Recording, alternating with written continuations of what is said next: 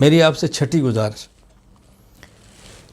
یہ بات اچھی طرح سمجھیں، ایک ہے پہلے والے اور ایک ہے بعد والے۔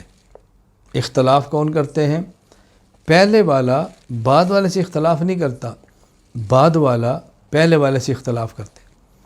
ہم جب کوئی بات کہتے ہیں تو بس وقت ہمارے حضرات کہتے ہیں کہ ہمارا قادیانیوں سے اختلاف یہ ہے، ہمارا غامدی سے اختلاف یہ ہے، ہمارا فلاں سے اختلاف یہ ہے۔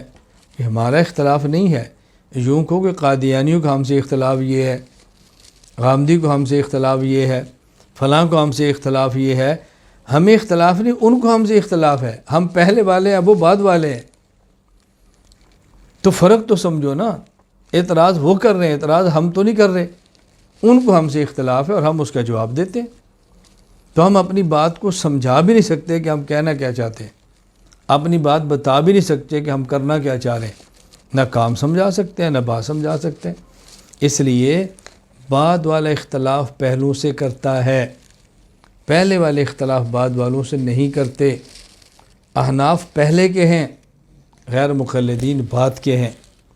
اہل سنت پہلے کے ہیں، اہل بدعت بعد کے ہیں۔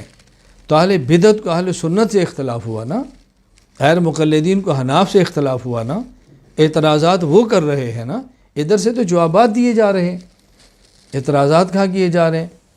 ان باتوں کو سمجھنا ضروری ہے تاکہ ہم اپنے کام کو سمجھیں اور اچھی طرح اس کو جب سمجھیں گے تو کسی اور کو سمجھائیں گے، اور جب خود ہی نہیں سمجھیں گے تو پھر دوسروں کو ہم سمجھائیں گے کیسے۔